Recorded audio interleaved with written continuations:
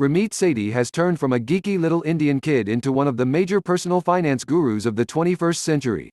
What started as a blog in 2004 has become a multi-million-dollar empire, selling courses and classes for tens of thousands of dollars apiece, all via email.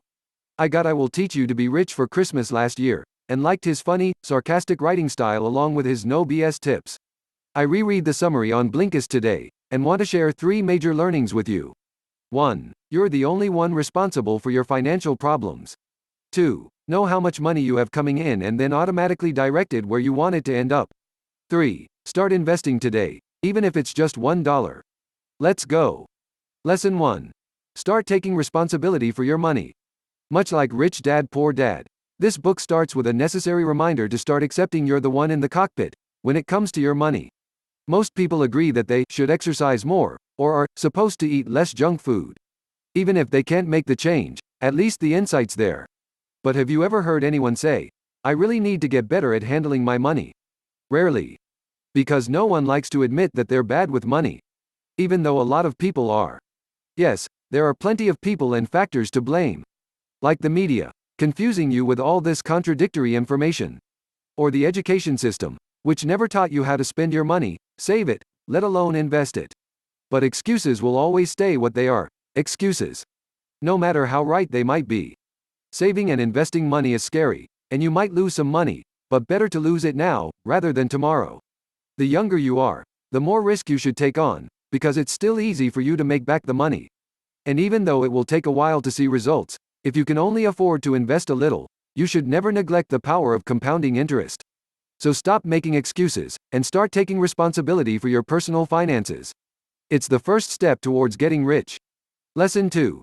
Take fixed cuts off your paycheck and automatically spend them towards your goals. Sitting down every month to see how much you want to spend on what is a hassle.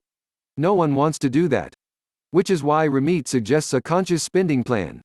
What he means by that is, take cuts off your paycheck and automatically spend them towards the right things.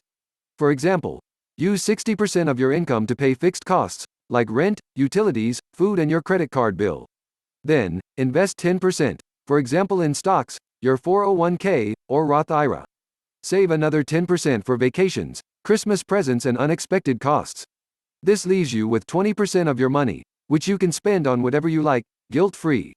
Automate these processes and payments. For example, I personally save $50 every month, which is automatically taken out of my bank account on the 1st. This way I make sure I save at least $600 per year, and there's no chance I'm spending that money accidentally. As with any habit, removing the need for willpower makes it a lot easier to get it right. Lesson 3. Start investing today. No joke. Investing is hard. You have to read books, talk to people, and educate yourself. But you will regret every single day you waited to start doing it once you're old. Why? I found a great example that puts it in numbers. If you invest $5,000 every year, which is $417 per month, for 10 years, from age 25 to age 35 and then never invest again, you'd still have more money at retirement than someone who starts at age 35 and invests $5,000 every year until they retire. The 25-year-old starter invests $55,000 and ends up with $615,000, given an 8% annual return, which is close to the average return of the stock market per year. The 35-year-old invests $130,000 and ends up with $431,000. Do you realize how insane that is? You can invest less than half and end up with 1.5 times as much money, just by starting 10 years earlier. So yeah, you better start today.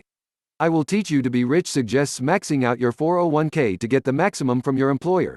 They will usually match your contribution, up to a certain point, and then also investing in a Roth IRA, another form of retirement plan, but one that you control, and lifecycle funds, which invest your money automatically, shifting from riskier to safer investments as you age. Soon after I read Money, Master the Game by Tony Robbins, which recommended index funds. James Altucher likes stocks and cash. It's complicated. No arguments there. Which brings me right back to lesson 1. Start taking responsibility and act today. I Will Teach You to Be Rich review. Rich Dad Poor Dad teaches you the investor mindset, once you're ready to invest. I Will Teach You to Be Rich teaches those who aren't. There's plenty of great starting points in this book, for those who struggle with swiping their magic credit card too often and have no clue about saving, let alone investing. I like that the book makes room for spending on what you enjoy, and eliminating temptations by simply automating as much as possible. Whatever's left you can spend however you want. The summary is short and to the point, but of course strip the humor out of the book, so if you like the summary, go for the book. Who would I recommend the I Will Teach You to Be Rich summary to? The 24-year-old recent graduate, who blows all of his fancy new salary on video games and takeout. The 35-year-old who sits on a pile of cash, because she's afraid of losing the money, and anyone who blames others for being broke.